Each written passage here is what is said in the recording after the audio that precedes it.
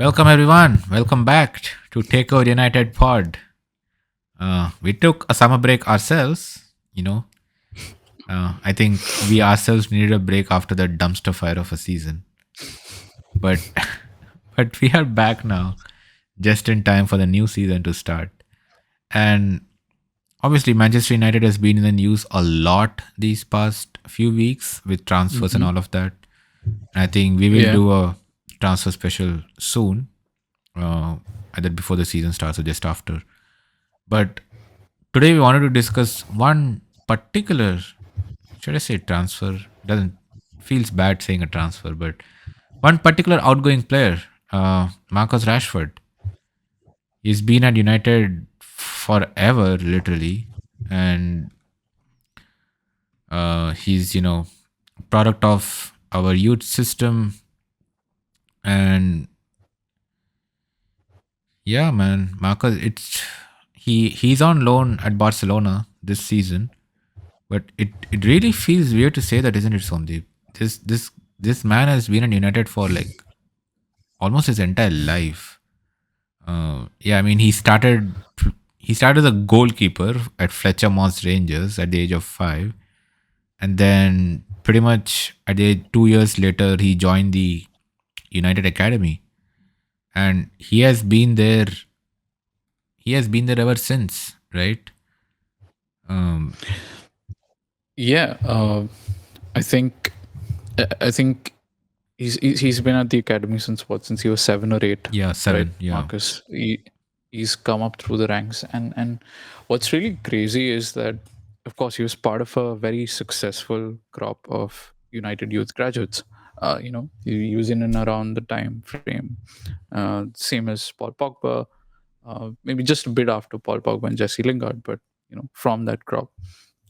But to me, what's crazy is that as United fans and as football fans, we've kind of seen Marcus Rashford literally graduate from hmm. Carrington, um, work his way into the United team, and arrive with a bang and kind of go out on a whimper. Unfortunately, Yeah, yeah. I don't think I don't think that's how any of us expected it would go. I think Uh, most United but that fans expected him to be a club legend, right? The way he burst onto the scene and the way he scored goals over the years, right? this is gonna be like controversial, but in my book, he is a club legend, Mm. and I know maybe most people won't agree on this, and there's good reason for that. But we'll talk about it. Like, we'll talk about his goal record. We'll talk about where he stands in the bigger picture of United history. But uh, I feel like I could make the case for why he might be a club legend. Uh, by the end of this, maybe like that's my goal. Like, maybe I hope to convince someone out there Yeah, that yeah. Marcus is a club legend. Yes, we shall see over the course of this stream, or over the course of this Yeah, episode. This is yeah, basically somebody making a case that Rashford is already a club legend, and we will go through that. But yeah, yeah. yeah, like you're saying, he has had a long career, right? He made his senior debut in 2016, and he has pretty much been for close to a decade since then. Almost hmm eligible for a testimonial before we shipped him out. But yeah, do you want to start at Carrington, Sandeep? Yeah, let's start where it all kind of started for him at United. Uh, Yeah. let's pull that up on screen. Uh, Yep. so I think this is a picture from 2014 or so. Maybe a little earlier actually. This is 2011, 2012. Looking at the Yeah. Aeon kids, right? Right. Which lines up with his career path. Yeah, Carrington. I think he is one of the Yeah. finest recent academy graduates we've had, especially since Sir Alex retired. Man, Um, that characteristic and face there's of been his. yeah. I mean, here's the thing. Like, there's there's certainly been a few of them, right? There's Marcus, there's Scott, who we can also see there, by the way, in the Oh yeah, bottom row, here's middle. Scott. Yeah, Looks the same. yeah, and it's remarkable. Like, we were talking about this today. Marcus is in Barcelona Yeah. on loan, potentially, I think, on a potential transfer, depending on how that goes. Right. Scott's just won a league title with Napoli And the and player of the just year. today was nominated. Yeah, and the player of the year deservingly, and also deservingly nominated for the Ballon d'Or um, just today. Imagine, So, man. Just firstly, I imagine think that, Scott McTominay. He like yeah, United like fans never gave him enough credit. 100%. Like, I think, and I think I've been guilty of that myself too. I think collectively we ignored his contributions to the football club, but this is another player who you can also make a case for. I don't know. I'm not too confident of using the word legend, but this is also, An icon. an incredible player, an icon, 100% an icon, just like Marcus. Um, so actually, like two very similar players in the sense that I think they contributed a lot to Manchester United, but maybe weren't always appreciated the way they should have been, and they left in not the best of circumstances. More so for Marcus, Yeah. of course, than Scott. Um, but what an excellent crop of youth academy grads. To have two players like this who, uh, Scott's been nominated for the Ballon d'Or. I believe Marcus should have been nominated in 22, 23. It's a travesty that he wasn't. Yeah. So to have produced two players from the same crop of that quality, and quality that is holding up even in other leagues and for other teams, very impressive. One feature, which I think we'll come to in some more time, is post 2013, right, with Sir Alex's departure. It's been topsy turvy for the club. There's been a lot of downs and a few ups along the way. Yeah. I think these two players have been among the few ups Hmm. that we've seen, and Carrington is responsible for that.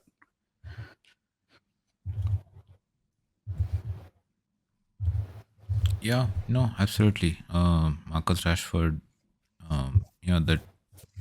that era of Carrington is obviously a big thing, like you said. But obviously he made out of the Carrington system and made his Yeah. debut for the senior club in 2015-16. I remember we were kind of in an injury crisis then, weren't we? With Oh yeah. many players 100%. out, and I know. I mean, Van Hal did drop his name a few times in press conferences, but I don't think I don't think any of us expected that he would make his debut so soon, right? 2016, I think what February against Midtjylland. Sorry, I'm butchering the club pronunciation there, but he makes his debut against Midtjylland and scores a brace. I think this is probably from the Arsenal game later, but this picture where he also scored a Yeah. couple of Yeah. goals and an assist against Arsenal. Hmm. Um, yeah, I mean LVG, man, what a find, what a opportunity he gave, right? Yeah, I gotta like give credit to Van Hal where it's due. Like, Yeah. yes, he went into the season with a smaller squad, and he said this at the beginning. I'm doing this because there are young players that I Hmm. believe can have an impact. It backfired, of course, because the squad was too small, and we saw like numerous injuries, which cut the season short for us. But he did do what he said. He did promote youngsters, and he Hmm. did help the long term future of the club. Whether that was trusting Anthony Martial to lead the line, whether that was giving chances to Marcus and several other players over the crop of the season. There was Timothy Fosu-Mensah. Um, Oh yeah. I think he gave chances, or at least he took note of Axel Swanzebe. Of course, he was too young to make a debut at that point, but he did highlight his ability. But it's funny how Marcus had his breakthroughs at United. Hmm.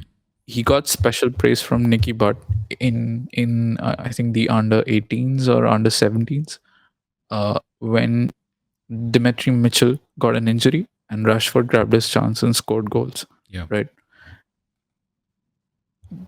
come forward to the senior team, and Martial got injured, right? The primary Mm. team striker. Yeah. His replacement, James Wilson, got injured, Yeah. and that's who would have made the leap normally. So Louis Van Gaal's like, there's this kid in the academy. We've been keeping a close eye on him. We've asked him to play a striker, even though he often plays as winger. We've asked him to focus more on playing at striker. Let's call him up. But like, I still remember the visceral impact of him scoring that brace versus Michelin, uh, Yeah. and just running to the fans and celebrating with the It crowd. was Like, unreal, do you man. remember That like game. Yeah. yeah, This kid literally comes onto the pitch and is terrorizing the side. yeah, like and it was such a perfect run because if you look at that first goal, right, Mata kind of goes to the byline, the Mm. ball lands there, and he just hits it back in.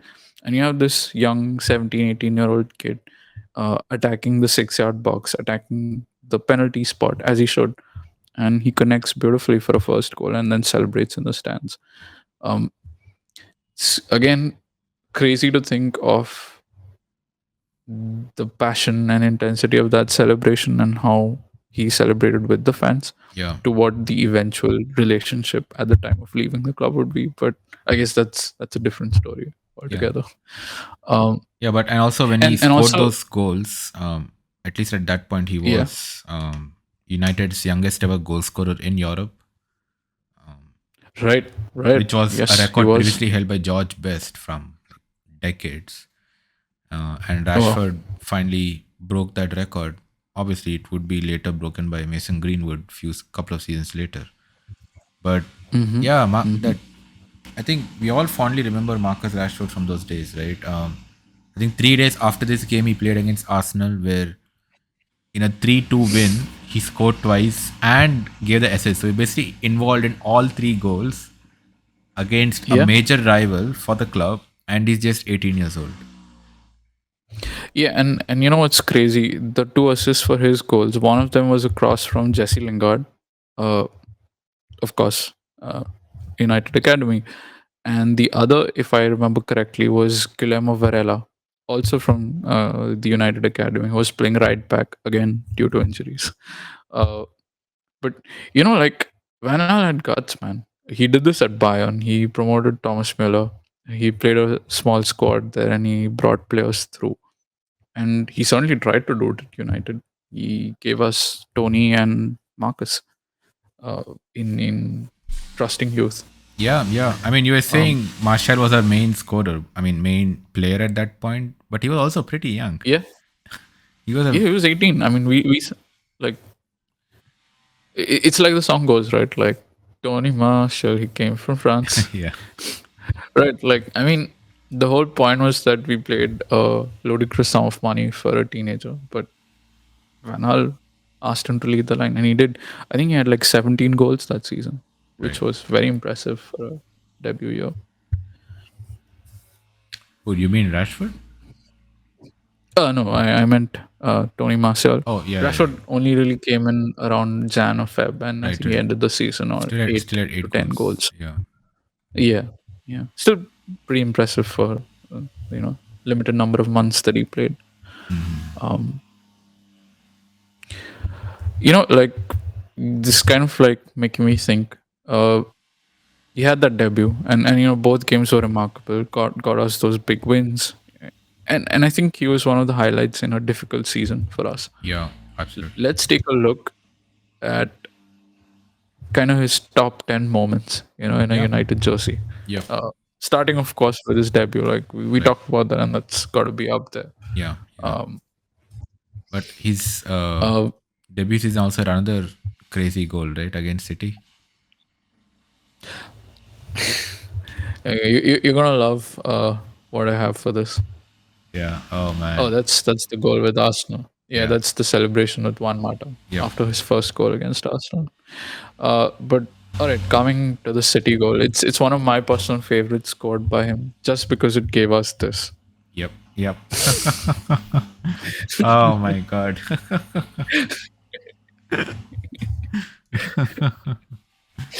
Yep. Like, I mean, he literally retired Martin Demichelis. Yep. Like, Yeah, you know how in football there's sometimes goals where you feel like, yeah, he scored that, but he didn't need it to be that crazy. It Yeah. it could have been scored with a little less, stuff going on there. Like like Suarez versus PSG always comes to mind. He nutmegs David Luiz, who's advancing on him. Nutmegs the guy. He's one on one with the keeper, and he curls it into the top corner just because he can. So this goal gave me that feeling, man. I was like, okay, you're squaring up with Demichelis. He's the only defender between you and goal. He nutmegs him. That's how Demichelis falls, and then he scores in his first Manchester derby. Yeah. Like, crazy. I mean, the montage just gets like, I mean, look at that. Like, I know it's grainy, but Yeah, but just imagine, man. You're an 18-year-old. You play your first league game as Arsenal, involved in all three goals. right, Then you go to your first yeah, Manchester derby, again score a goal. Like he had a insane start to his career at United, or his senior career rather. and yeah, and it kind of brings up two questions. I think one is that a lot of people ask, like, did he live up to the hype in general Yeah. as a player? And that's one thing, but also brings up this other thing, like everything he did in his first season, right, and produced all these crazy moments. He played as the number 9, right? Because when Martial came back, Hmm. Martial played uh, on the left wing with him. Why didn't we see enough of Marcus Rashford as a number 9 Yeah. down the line? Because Van Gaal was insistent that this is what he wants out of this person, but Hmm. for whatever reason, the club and Marcus never really chased that route. Yep. And, Yeah, and I and guess we'll speak about that in more detail. Like, yes, we will. And sorry, also, you were saying. yeah, I was just saying, we also kept buying people in his position for transfers, and that kind of also, you know, I think ruined his career a bit. But yeah, let's continue on the top 10 goals. We'll come back to that part of the Yeah, we discussion. touch on this. But yeah, next Yeah. one. What's All right. that? The West Ham screamer. Yeah. This is again like one of my personal favorites because, uh, oh, where did I don't have a picture of it. I thought I did. Okay. Yeah, Um, the FA Cup screamer but this versus is of West Ham. course, yeah. This is the FA Cup. I think it's the semi. No, it's the quarterfinal. It's the quarterfinal. Uh, he's on the edge of the box and he curls it into the top corner. Again, playing as the number 9. Um, and an important goal because we would go on to win the FA Cup that season, right? Yeah. Under Van Gaal. So he scored that goal in helping us get through the quarterfinal. Crazy finish, and he didn't need to call into the top corner, but he did. I mean, that is Rashford for you, right? He'd always bin it into the top corner. Yeah, I read this phrase years ago about Danny Welbeck. I I know about the Rashbeck comparisons. I don't think they're true, and I no longer think they're insulting because both players have had really great careers. Hmm. Um, Someone said that Danny Welbeck is a scorer of great goals, but not a great scorer of goals, right? And you could say maybe that applies to Marcus, but then when we look at his larger body of work, we realize that he scored so many goals Yeah, and, I and so many think iconic goals. yeah, comparing him to Welbeck is it's a travesty, man. I think yeah, I mean, I don't know, man. Like I think Rashford had way more way much like he had a much higher impact on the club than Danny Welbeck can ever dream of having, if you ask me. I mean, Marcus never chipped Manuel Neuer, so I think his impact is a little limited by not trying that. But no, you know what? Danny was a great servant to the club as well. Yeah, no, he Um, was. I but mean, Danny came, but most of Danny's career was at United, was under Sir Alex, yes. right? Marcus never had that luxury, so I feel like they kind of dealt with very different pressures at the club, or at least they didn't have the same guidance um, at the club. Can you imagine Sir Alex having a debutant like this and how he'd handle that? I mean, Mhm. that'd be a whole other story, Yeah. Just I want to. Yeah. Since you're talking about the West Ham goal, this right? was his. Yeah. I'm just going to pull it up. I got it. There you go. Yeah. Yeah. That's a West Ham goal. Ah, yeah, yeah. Cuts in at the corner of the box and Yeah. unleashes a beautiful goal. Yeah. Beautiful goal.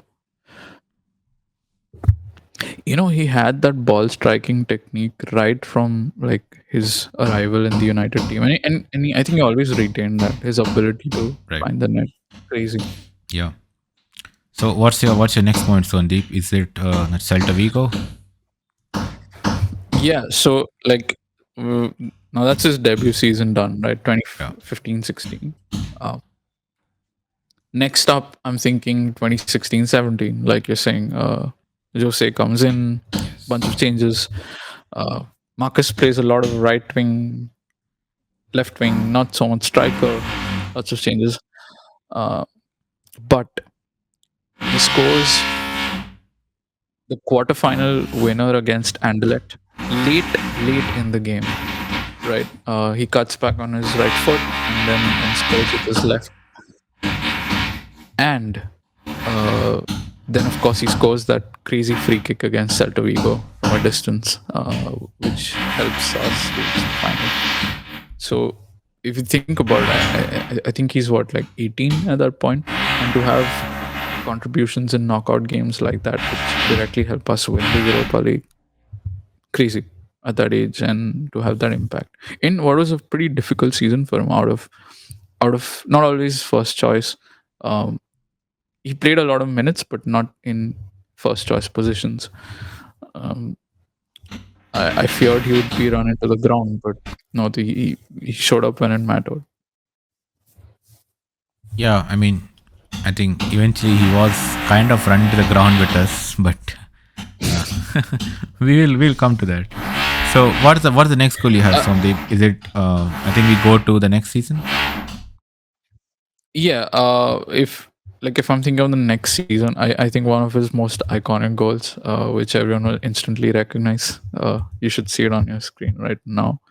This is Marcus Rashford, season 2017-18, playing for Jose Mourinho's Man United, scoring a Ronaldo with a Ronaldo chop against Trent Alexander-Arnold and Completely Liverpool. broke his ankles. Uh, yeah, completely broke his ankles, and I think Trent later had this article where he spoke about one of the ways he focuses on defending better is by reminding himself of this goal, and how to, like, the difficulty of dealing with it.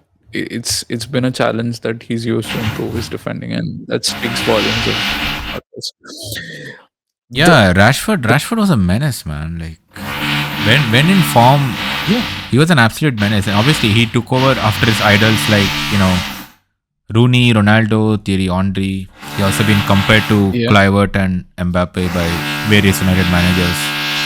And I think this goal yeah, just shows that if Rashford had on his day, he could terrorize anybody, right? absolutely. And the thing with Rashford is he has a lot of like iconic moments in the sense. I think he has a lot of goals against the top six, right? Whether that's Liverpool, Tottenham, Arsenal. Like I think he particularly shown in these kind of matches Hmm. with the sense of occasion. And you touch on something interesting there. Like on his day, a running theme for United fans, for all of us, it's been that there's a bit of inconsistency in his game, right? But we also forget that he's been kind of a starter for United from a very early age, where, Right. where there's always bound to be some Hmm. inconsistency, right? I mean, at the time of this picture, he was 19, if I'm Yep. not wrong. Yep. He was Um, 19. Maybe 19, maybe 20 at most, or about to turn 20. So that's pretty young. Yeah. Uh, he didn't have a very settled environment at the club at Hmm. any point in his career. That wasn't the case. And I also think wingers in general are inconsistent scorers. Like they're not always the most sort of efficient. Of course, you've got your Mohamed Salah, who's remarkably good, but Yeah, I think Salah, Marcus, Ronaldo are kind of like exceptions. yeah, yeah, like we're talking about like absolute freaks at that point, right? And maybe Marcus is like one level below that, but he still compares well to most other wingers, I would say.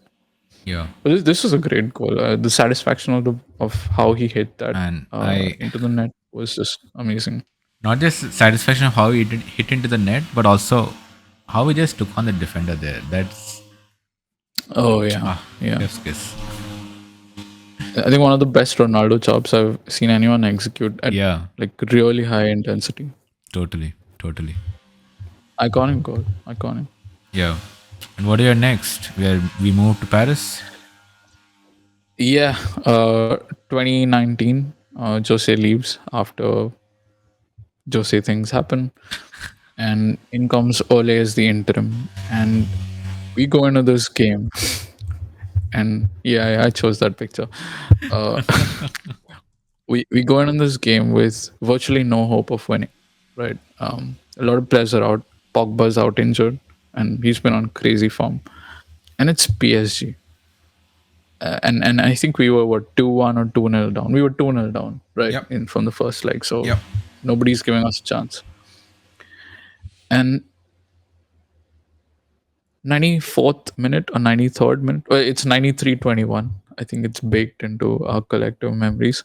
Uh, Diego Dallo, for reasons best known to him, takes a wild shot from outside the box with like 15 men in front of him, and he gets a penalty.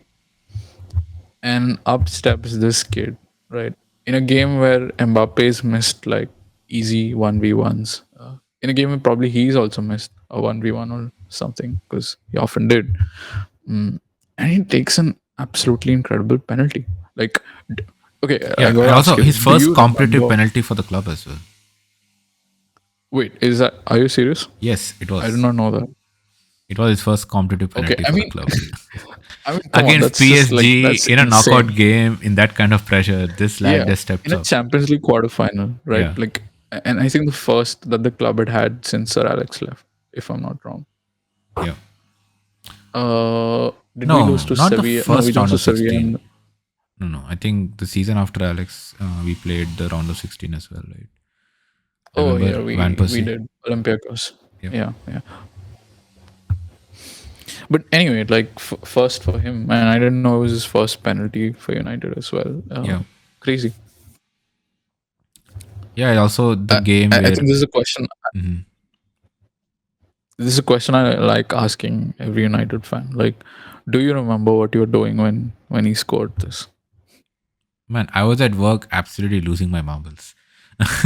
Yeah, yeah, exactly, exactly. That's the thing, right? This is so iconic and memorable that it's kind of like part of everyone's Yeah. like Because recollection now, I don't think anybody expected us to win that game. Even the United right? dressing room didn't expect we'll win that game. Like Yeah, yeah, you're going to Paris, you're 2-0 down, right? And right. PSG at that point, who do they have? They have players like, Kylian Mbappe and Kylian Mbappe. I Yeah, think they pretty had much. Angel Di Maria. Yes, yeah. Probably had they have. I'm sure they had Neymar by that point, right? And it's trying I to. don't recollect, but No, they. I think Neymar yeah, was sitting out of the game. I think he was on the bench or something. But yeah. Maybe he wasn't playing, he wasn't but playing, but he was definitely in the side. So he was definitely in oh, this you side. remember Yeah. Kim Pembe was there in that side. Yeah, that was they had Thiago Silva, Dani Alves, Yes, Marquinhos, Verratti. I mean, and you they had United just walk Cavani on up the with bench. yeah, United just walk up with players like Lukaku and a young Marcus Rashford. Lukaku scored the equalizer that game, and I think Rashford also involved in that goal. Um, Yeah, I mean, we had to start with we had Pereira starting that game. yeah, yeah, That's and because I think there was an another injury crisis going on as well. Yes, it was. I mean, I think United has always had an injury crisis for the past in the past so many years. Every season we have an Yeah. injury crisis right when it matters. But also another stat from Marcus Rashford, which he Hmm. kind of achieved in this game against PSG, was that Right. he became the second player in the club's history after Wayne Rooney to score 9 goals in Europe at the age of 21 or below. Are you see? Yeah, so that was a promise and that was a belief. Wait, he was just 21 when okay. I mean, Yeah, that's just crazy. yeah, Okay. because this was when was this 2019, right? Yeah, he was 21 at this point. Wow. Yeah, exactly. So yeah, man, Yeah, I have no words. it just feels what could have been if he had actually stayed on. But yeah, let's move on to the other I mean, moments. let's come to that. Yeah. Yeah, Okay. So the next one is I think staying with 2019 or yeah, moving on to 2019-20. The Carabao Cup free kick right. against Chelsea. Oh man, Like I think, yeah, I think you remember how this went. Uh, Again, big game, right? Against a top side, and what a free kick! One of the best I've ever seen. I think the ball sort of swung both ways and bamboozled everyone, and the sheer distance of it, it was like 40 yards out. yeah, Um, he just has so many big game goals. Like we could have a, I don't know, like a 5 hour video just covering those. yeah. I mean, he has more But than 100 here's goals for another. the club. What 138, I think. Yeah, 138. We can do He like is a super long actually podcast 13th. episode. Yeah, he's actually 13th on the all-time Man United goal scorers list. He's ahead of Ole Gunnar Solskjaer and Andy Cole, Yeah, which sounds crazy, but is the truth. yeah, yeah. This goal All again, right. another pretty epic finish from Rashford. I think this also kind of I know the comparisons are already going on at this point when he scored this goal, but also just amplified the Ronaldo comparisons, right? You know, Ronaldo is Right. probably the one player you would think who would score a free kick like this from a distance like this, and Rashford did it, right? He just kind of binned it into the net from a distance. Yeah. Yeah. It was the sheer technique and power on it was incredible. I think this is one of the most unique free kicks I've seen in general, not just Hmm. from a Manchester United player. Right. And we've seen many of them. Yeah. Yes. Absolutely. Let's. If we move on the next one, another PSG goal. Yeah, yeah. I think he has, at this point, he just has some personal connection with them. Uh, this was the zebra kid, right? Yeah. Uh, some people love it, more hate it, but yeah, I think this is actually a very impressive goal because, of course, we beat them in the group stages, but this was a little more balanced PSG side, I feel, Mm. and just the quality of the goal. I remember Pogba laid off a pretty simple pass to him at the edge of the box. Although it was good vision from Pogba to just see where he was, and then Marcus takes a touch and then hits it beautifully into the bottom corner. Great technique and finish. And he just had a great year.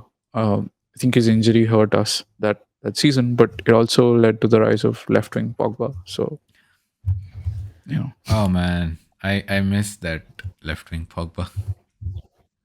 yeah, yeah, All right, what do we have next, Sandeep? We have two more to complete our top 10, yeah. and Two we more have for the the top 10. finally Not we have the hat trick against Leipzig. And I apologize for the noise, Yeah, but so yeah, yeah, I don't have a picture for this, but Marcus Rashford has the fastest UCL hat trick in terms of arriving on the pitch and getting 3 goals, 27 minutes against Leipzig. That was a crazy game. I think one of the best games I've seen for Sir Alex in United play in Europe, and of course helped by the amount of space that Leipzig left at that point. But man, that was a crazy game. Um, just an insane hat trick. I don't think like any of the goals were like astonishing or something that we didn't expect him to score, but incredible feat. Yeah, just look at that. And I think with that we come to number 10. Oh yeah, yeah, that's one of them right there. Right, right. Yep, just incredible footwork. No chance for the goalkeeper at all to do anything in that position. And it was his first hat trick, wasn't it, for I Rashford? believe so. Yes, Yeah, and yes, also I I do think believe so. um, I can't recollect, but I think it also the um, yeah, it was his first hat trick. Also, he was a substitute in that game, so Yes, he it was was. it was a Came on at second. halftime or something. Exactly. So it was the second hat trick ever scored by United substitute. And do you remember who the Oh, first one was, Sandeep? was that Ole Gunnar Solskjaer? Of course I it was is. just Who guessing. else scores hat tricks as substitutes? Yeah, safe guess, right? Like, and appropriate that was his manager. Yeah. I'm gonna bring up a statistic at this point because we mentioned Ole and Right. compared them. Sort of, Yeah. it's gonna sound incredulous, but it's the truth. Ole Gunnar Solskjaer has a goal ratio per match of 0.34 for United, right? 0.34 goals per game. Marcus Rashford, who is not seen as a legend and is vilified for being inconsistent, has a goal ratio of 0.32 per game. And only one of them has been a striker over the course of his United career. Yeah. Yeah. Uh, I think the and, problem and also what's with even Rashford crazier, is that he has right? played in an era when we were garbage as a side itself, right? Yeah, Not many trophies. I yeah, mean, sure, we won, yeah, Rashford has a couple of FA Cups and, Europa and all of that. But Ole played at a time when the club was winning stuff for fun, right? We won a treble with him. I agree. So I think that also colors the comparison because, before we go to the last goal, Somdeep, I also want to, Right, bring up another player in comparison, right? Um, right, Rashford probably has or has had a much better career stats wise than Nani, right? right. Yeah, it's a But comparison often made. the Yeah, the difference in discourse, if you compare Nani and Rashford with United, at this point it's pretty vast, right? Rashford is vilified, is villainized in the media or by fans, which we will get to after we talk about goals, the Rashford conundrum. But it just it makes no sense, right? Rashford has had a much better career than Nani. I think he's played way more games than Nani at this point. I mean, see, it's complicated discourse, right? Because on one hand, like we all agree that Nani was himself very inconsistent, Right. arguably more inconsistent than Rashford, Easily. and like even in terms of goal scoring record, like Nani had point like he was a wonderful goal scorer, but he was very streaky and inconsistent. Yeah, he Uh, played he played Having said that, 230 games for United and in all yeah, competitions and he scored mhm. 40 goals. Yeah, that works out to about 0.18 Yeah, goals per game. And compared to that's Rashford who scored 138 in 426 games. yeah, and A much better goals per at half games the rate. ratio. Yeah, Agreed, and at half the rate as well. So the numbers don't lie. Nani was very inconsistent, uh, but it's a difficult discourse. I think Nani was more of a midfielder, so to speak, in that setup, or at least he wasn't much of a goal scoring winger. So we can't only compare them on goals. Uh, I think as a goal scorer, he was far more inconsistent, but he still holds up or is remembered in a better light just because the 41 goals he did score uh, played a direct role in Premier League wins Right. or UCL wins. Right. I know that that's kind of unfortunate because a lot of that's down to the team and the environment and the coach of the time. And the reality is that on paper he was far more inconsistent. Um, to me, they're both legends. Like you know, one contributed to a lot of team success, and the other helped give whatever and the other was a critical part of whatever little team success we were able to achieve in a difficult time for the club. He's had a hand in every single bit of good moments that Manchester United have had from 2013 to now. Yeah. Yep. So, Totally. Do you want to but pull up yeah, the interesting last goal? comparison. Absolutely. Yeah. And this is from his best season for Manchester United, hands down. Season 22-23, where he came back from a debilitating shoulder injury, which he suffered because of playing through injury for the club and delaying surgery because the club needed him. Um, he was amazing this season, and for me, a top five player in the world that year. And the Camp Nou performance just really highlighted his ability. Uh, Pretty much set up the first goal. I know it was given as an own goal, but it was all down to him.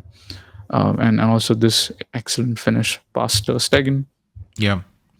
It's remarkable game from him on every front. And I think this performance, it still sort of stayed with the minds of people in Barcelona and has helped him go there because they kind of saw his impact firsthand Yeah. Yeah. on some level. Yeah. I think those are roughly top 10 favorite moments of Marcus Rashford. Hmm. So I think I want to end this, with what I like to call the Rashford Conundrum, right? Just to kind of pull out some stats, right? He's like you said earlier, he's the 13th highest scorer for Manchester United. He has 138 Yeah. goals, 78 assists, 426 games. He has played everywhere Hmm. across the front line, striker, left wing, right wing, probably a number 10 when we had Yeah. injuries. So Yeah. from on the surface, it feels like this is a player who has given everything to the club, right? And yet, if you look at the discourse, especially in the last 6 to 7 months around Marcus Rashford, Yeah. whether it is the Hmm. media, whether it is the fans, season ticket holders, everyone, and I'm sorry for the noise, but everyone has kind of, turned on Marcus Rashford, right? And Right. it started what, a few, I think, like a few seasons ago, I would think, when he started getting those bumper contracts, right? Right. And Right. criticisms Yeah. criticisms were levied against him about, Hmm. his work rate, his partying, his issues in training, right? And obviously, I think multiple managers have talked about that. It's not just Amarim, but also Eric Ten Hag. I think he had a timeout with Eric Ten Hag as well. Um, Yeah, he did. so, what do you think, Somdeep? Like, obviously, also had long running injuries. I think at one point, yeah, before we talk about, I think ESPN at one point, I think reported that this was in 2021 April. ESPN Right. said that he has not played a game completely pain free in 2 years due to shoulder, back, and foot injuries. He That's has true. also talked about how Ole used to rush him back to, to fitness or to games sooner than he would have liked. He's obviously dealt with a lot of injuries, but his output has also kind of been inconsistent, right? Obviously, injuries are a factor, but what do you think it is? Is it just injuries, do you think, or um, like what is it? Like, despite all the promise and the hype of his debut, or let's say first 2 or 3 seasons, Rashford has been quite Right. a challenging figure to defend at times. We have had seasons where he has done absolutely nothing. He had that season where he was scoring really well for half a season, right? He was like the team's top scorer and all that. Gets a contract and then kind of peters out, right? His form immediately dips after that. So obviously that didn't help with all Right. the allegations against him. So what do you think, Sundi? What is the answer to the conundrum of Rashford? So okay, I wanna highlight a few things here, right? Can you pull up the screen that I'm sharing, and I'll talk about it a little bit. I think what's important for us to realize is that over the period of Rashford being at United, there have been one, two, three, four, five, six, seven coaches if you include Ruud van Nistelrooy as an interim, right? Six who've been there for quite some time. So that's six coaches in a decade. A lot of instability, right? Uh, to a crazy extent. So any analysis of Rashford is sort of inevitably linked to that, issue. The other thing, and if you look at the screen here, is we talk about how this is a player who's maybe not sort of improved or sort of fallen off a cliff, and there are instances of that, right? But look at his performance from 15-16 Yeah, to 2021, yeah, right? And I see steady improvement. Maybe not explosive growth, hmm, right? But getting roughly like starting out at 10, moving up to 20 GA, 22, 23. Now all of those numbers, uh, I concede he's missed a lot of chances, right? But yeah, name one good attacker who doesn't miss a high volume of chances too. I mean, if you look at Robert Lewandowski or you look at Mohamed Salah, they also miss a lot of chances, right? yeah, yeah, Uh, yes, they're better scorers than he is, but let's take a look at Heung-min Son, for instance, right? Uh, well, maybe he's a bad example because he's one of the best scorers. Now, my point is simply that people who can score from the wings are not as common as we think they are, and it's even rarer that your academy produces one at such a high level, right? And to me, the graph also tells a story of him steadily improving. And then 2021, he has the shoulder and back issues. He plays through surgery. He avoids surgery and plays through pain for United. Also loses out on a chance to play for England when he does have the surgery. And bam, after that, you get 21, 22. Club is already in disarray. He comes into a pretty messy situation. And so his numbers drop. But he wasn't even available for half that season because of his recuperation, right? yeah, And then he yeah, came back to Ragnick as manager. Then comes 22-23 with another change, this time with Eric Ten Hag. hmm, But he produces his out and out best season yeah, for Manchester United, right? Leading the line, uh, the main goal scorer, taking on a lot of responsibility, winning us games single handedly. And then 23-24, uh, we decide to move him into the role of a wide, like a touchline winger, hmm, and bring in Rasmus Højlund as kind of the central goal scoring figure. And there's some evidence of that. So let me bring that up. Um, yeah, I think this is a hmm, pretty good indicator.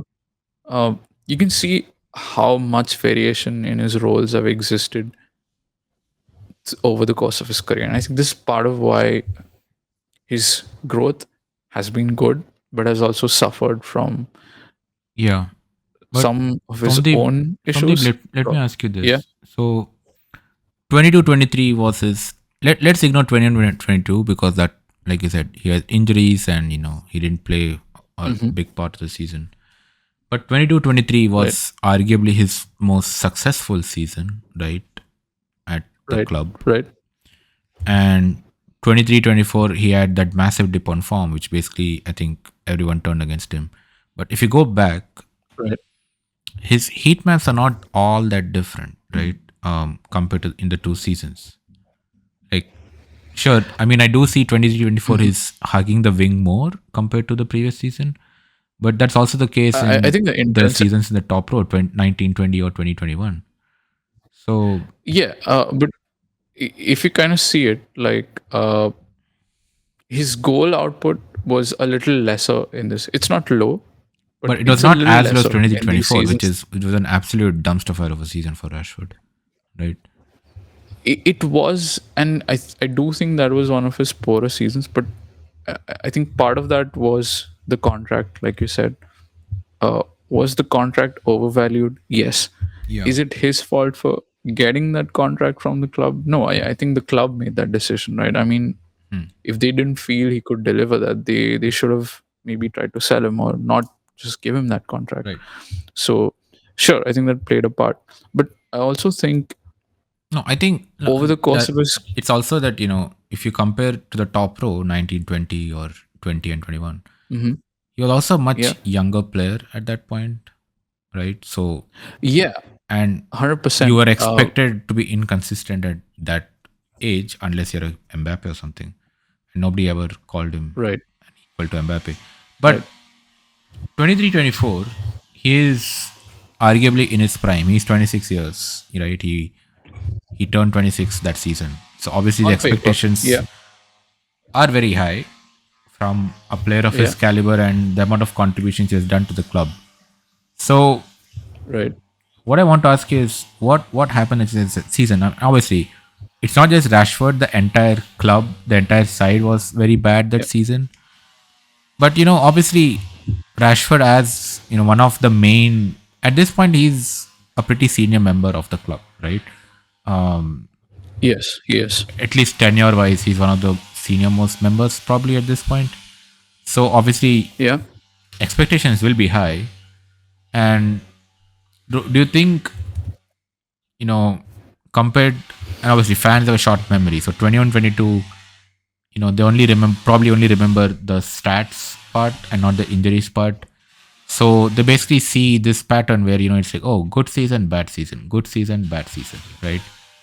And then and also the Belfast incident happened where he was partying all night.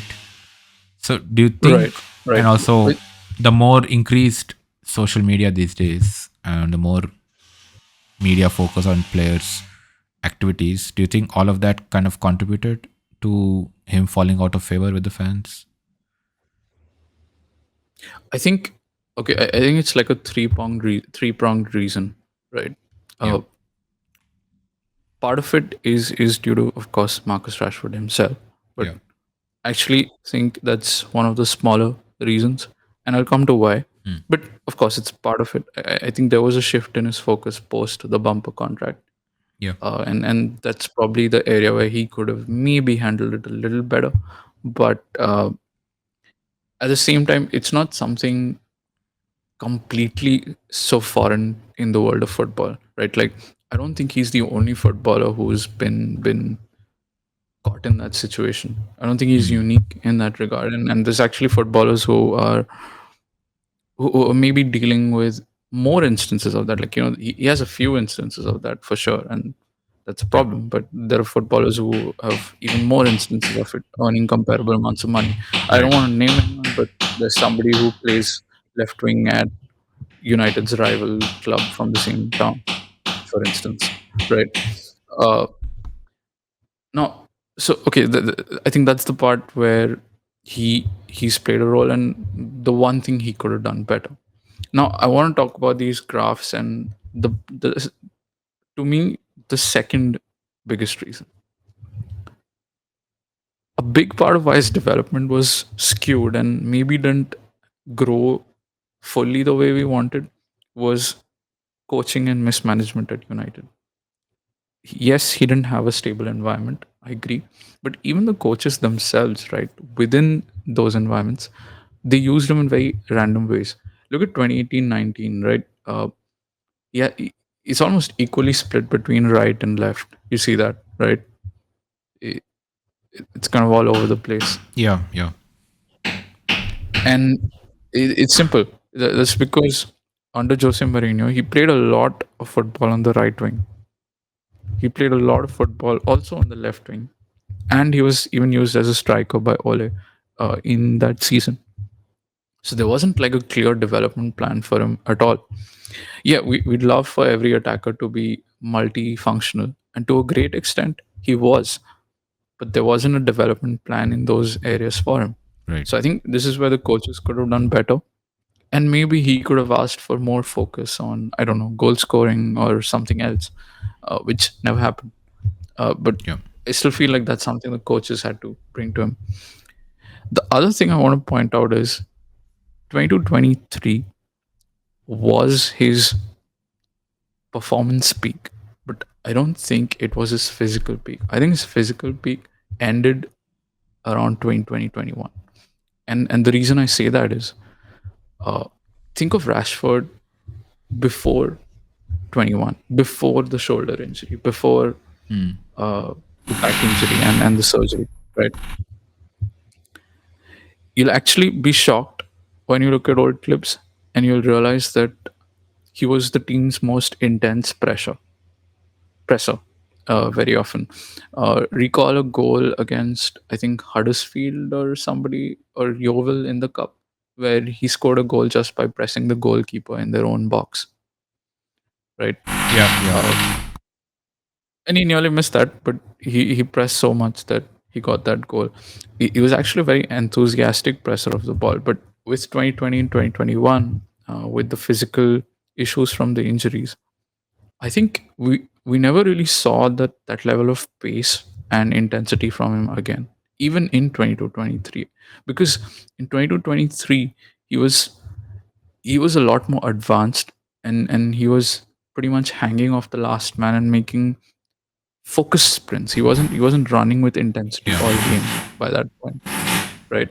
So I think that's the second reason to me is inconsistent coaching and management of him, not giving him the direction he needed because he didn't have it all figured out as a player, and mismanagement of his physical uh, growth, especially injuries and stuff.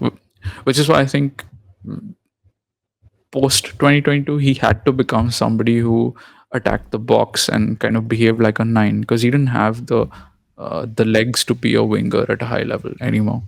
Yeah. But I think that And also and, kind and then of it comes. ties into other criticisms, right, Somdeep, of him, that, his work rate is missing. He's not, working hard on the pitch, and, what have you. Which kind of, I think, started around after his injury, right, That around time. 22, 23. Yeah, He scored a yeah, I lot of think, goals in 22, and it 23, but still, even in 22, 23, even when you're scoring all those goals for fun, you still had fans berating him for not doing enough on the pitch, right? And then and 23, he, and 24, he when he had wasn't. such I a mean, bad season, it just kind of completely came to a head.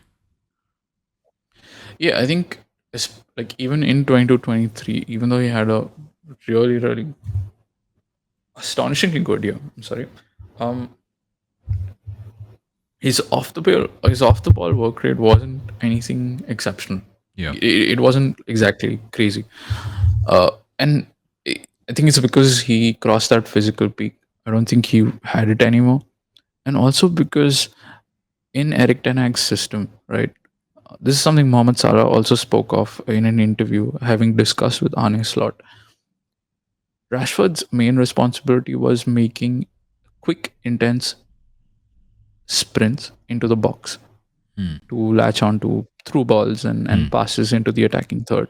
Yeah. Now, Salah, in his interview, he spoke with Slot, he said at the beginning of the year, and he said that, coach, if you kind of reduce some of my defensive requirements and let me be a little closer to goal and focus my sprint energy on those moments in attack, I'll be able to give you more efficiency and more goals in those areas because I'll be less tired and I'll be in better positions. Hmm.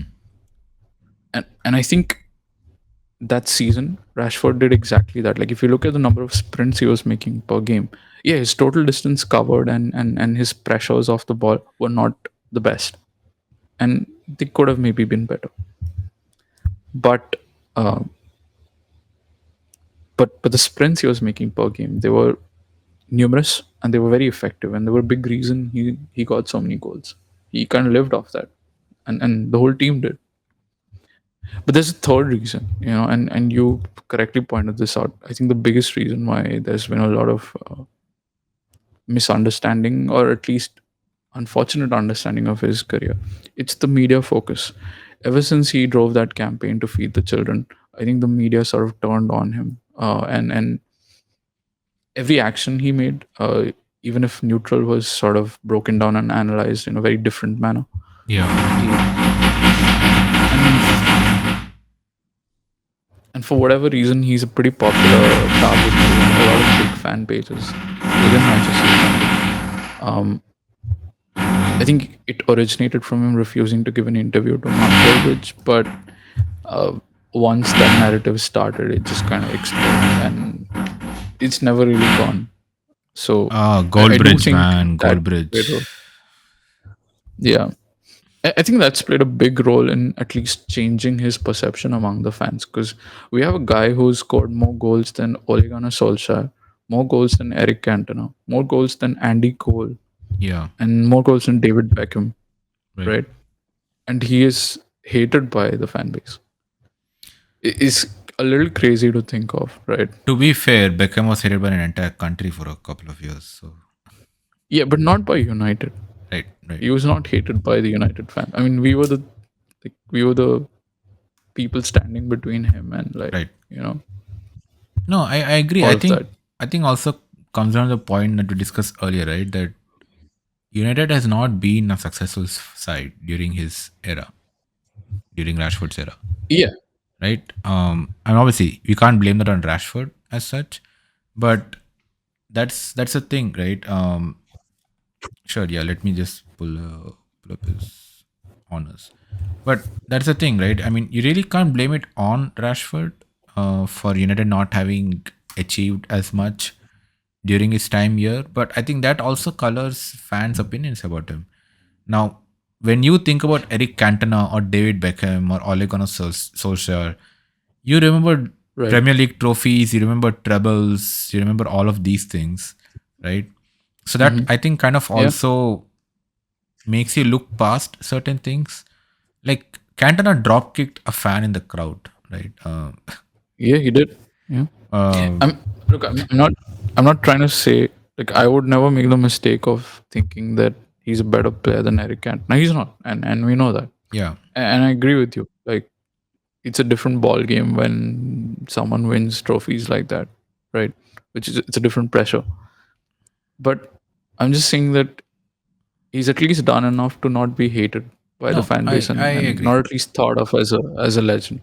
Like, Yeah, at least that possibility shouldn't mhm, be so foreign. right. Uh, and we say that this isn't a lot, and I agree, compared to Man City and Liverpool, it isn't. Uh, but I mean, look at Newcastle, man. They have one of the richest investment backings in the world, right?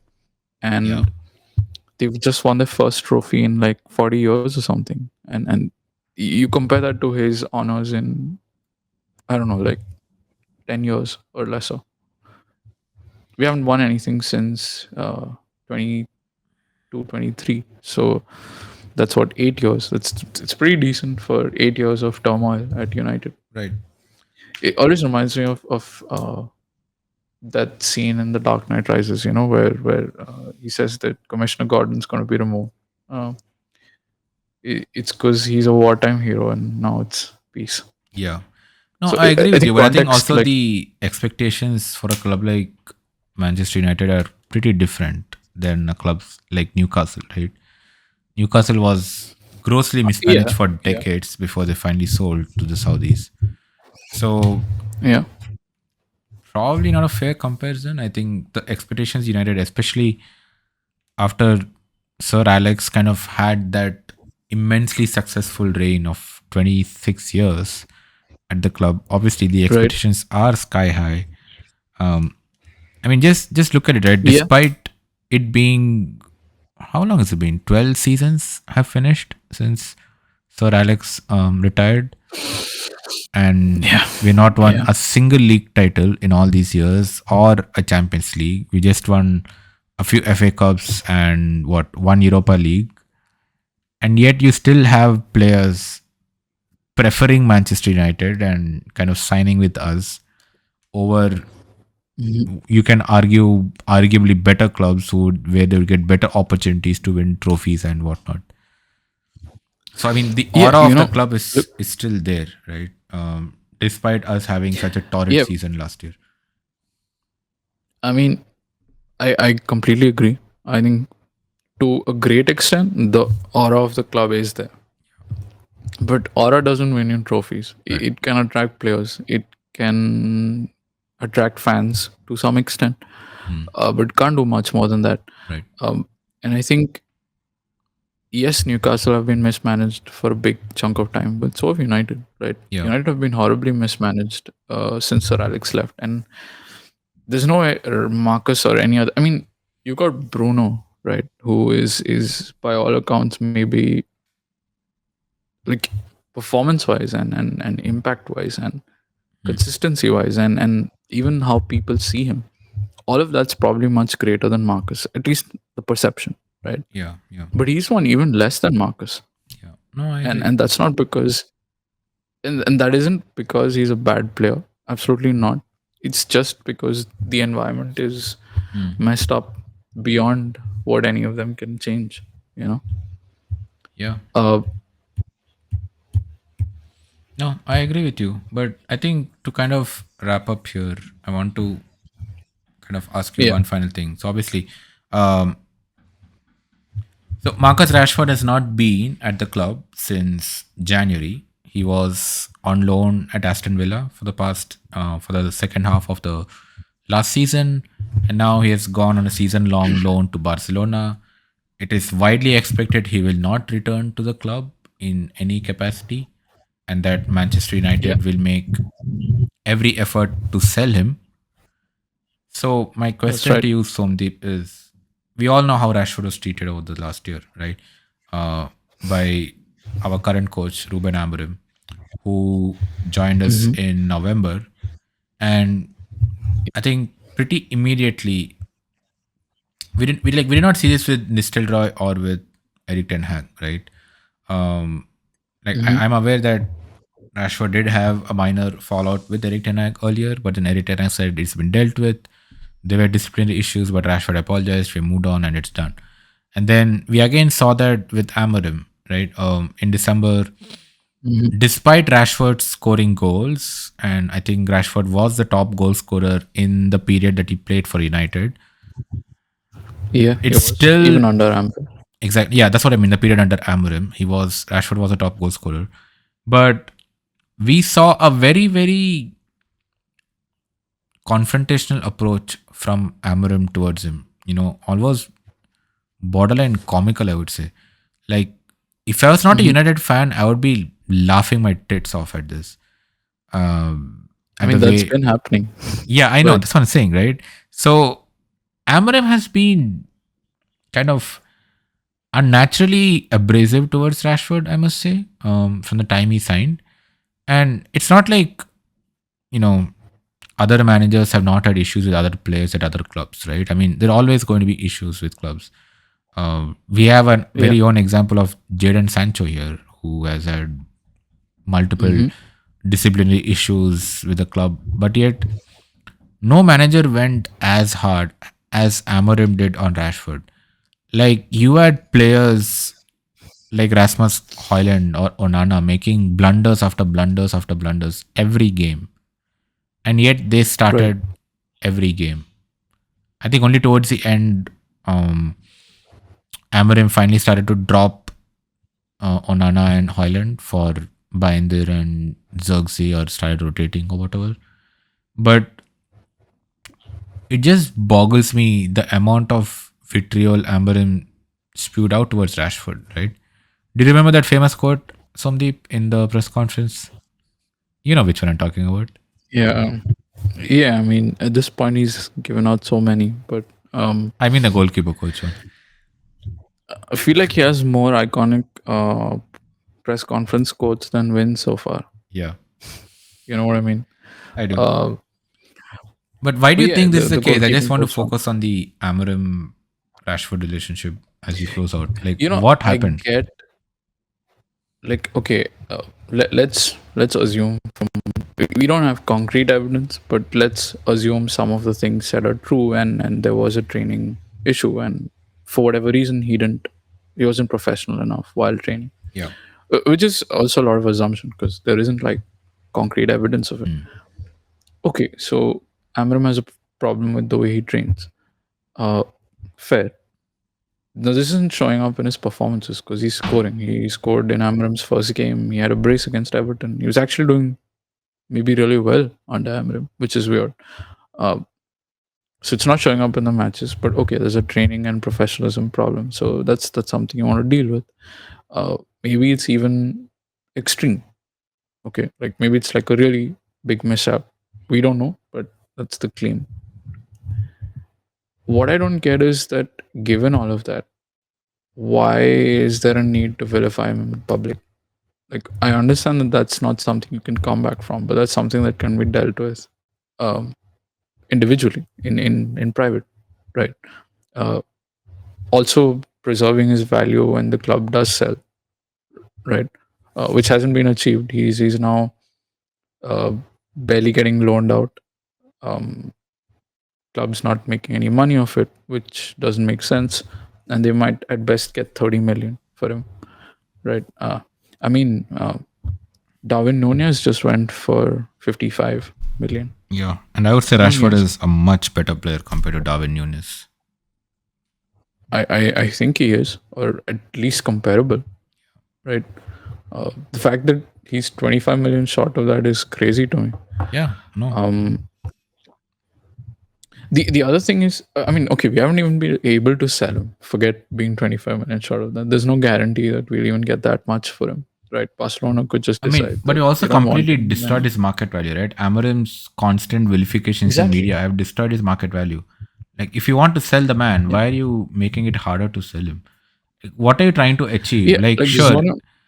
like, I mean, sure, he has, had whatever training issues with you, and, maybe your personalities clashed or whatever. I get all that. But why are you trying to Yeah. destroy his career completely?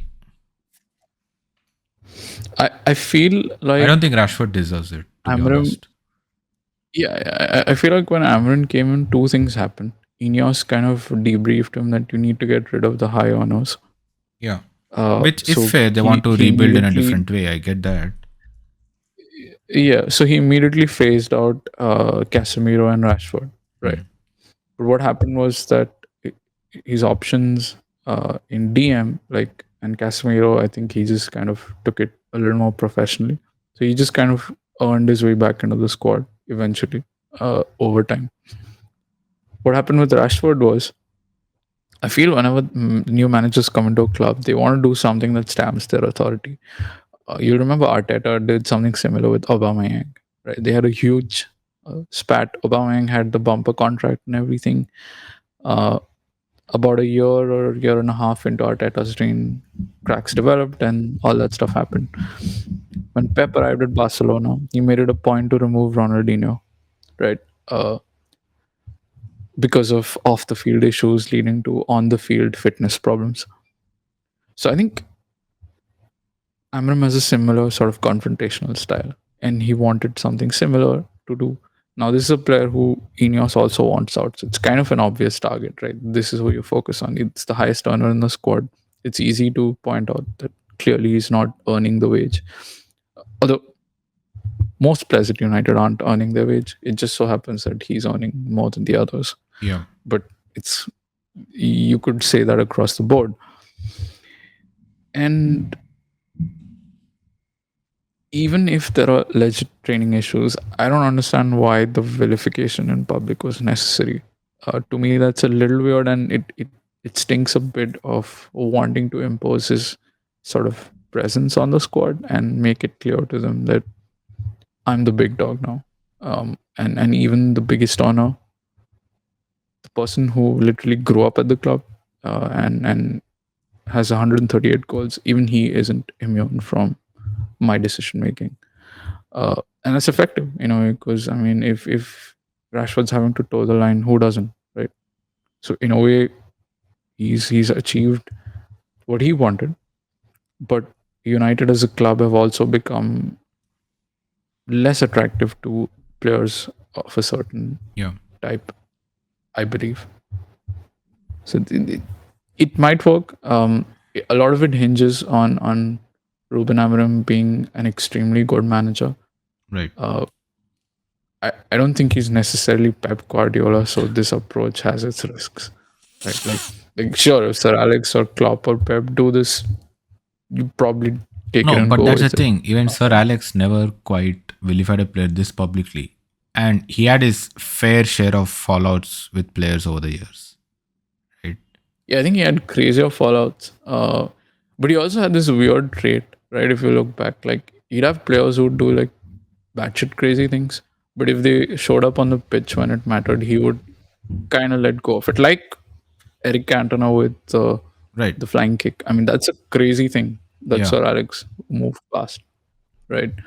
Um, but he looked past that because Cantona's sort of performances on the pitch were, however, Rooney had multiple incidents of night Yeah. outs and stuff like that. But on the pitch, he was at 100%. He scored. He gave his all. So uh, Rooney put in transfer requests and still Sir Alex never fell out with him. yeah, I mean, Sir Alex got the dressing room to shame him into staying in Yeah. private, but he Right. didn't vilify him in public. Yeah. And the next season was business as normal. He was like, he's scoring again. Like, Right. we don't care. Yeah. I think that's kind of the difference. I mean I honestly don't know what Ineos or Amorim are trying to achieve with this public dressing down of a player, but which, yeah, I don't want to go on about Amorim, but he did say he would, at one point he said publicly he would not vilify his players, but turns around and does the same thing. But anyways, this is a video on Yeah, Rashford, not Amorim. So yeah, I feel like too much of recent Rashford career has been about Amram. So I think like let's make this one about Rashford yeah, and yeah. So his let's end contributions on to the club. a hopeful note, Sandeep. So Rashford is at Mhm. Barcelona. How do you think his career is Yeah, going to be? Let's assume, for the sake of discussion, that his transfer is permanent next season. And Rashford is I think if obviously his in transfer his becomes prime. So how do you think Rashford will right, fare with Barcelona? I think I mean if they have extended and gone ahead and bought him, then he's already been a success, right? Because for Barcelona to commit 30 million is a lot of Spotify subscriptions, right? Uh, at this point. Um, Yeah, I think he has a coach and ownership team that want him, right. which is very different from his environment at United in recent years, and he'll do well because of that. There's less pressure and expectation on him. They have Lamine Yamal and Pedri and Robert Lewandowski and Rashford. Like he can just like sort of turn up and do the basics right, and he'll be fine. Like they have Rafinha. Like he's probably going to be in a bench role to begin with. I personally think he's going to do well and he's going to end up with a season where if he stays fit, he'll end up with like 25 GA, 20, 25 GA just because of lesser minutes due to being a rotational piece.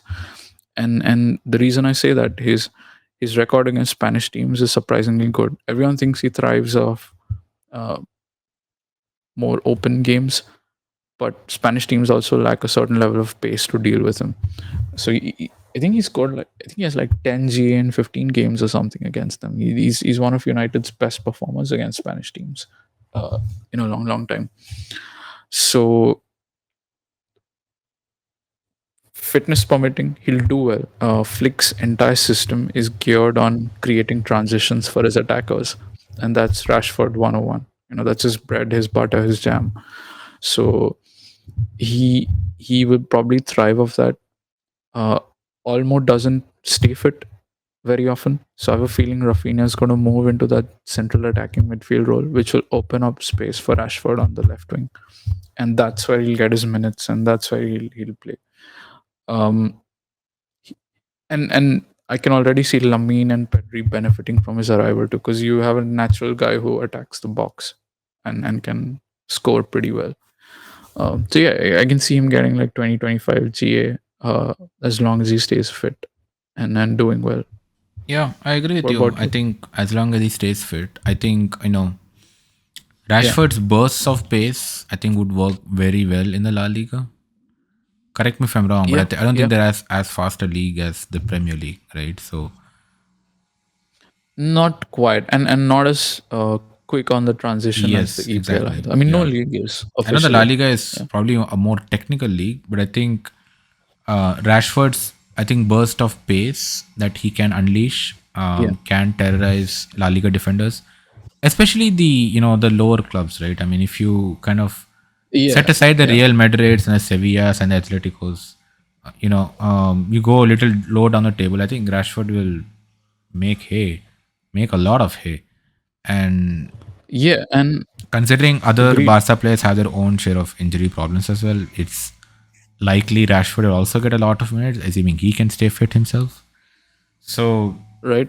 I think, yeah, it's probably in a year or two, United fans, fans have a fickle memory, right? We only see the last Yes, we do. 6 months or less.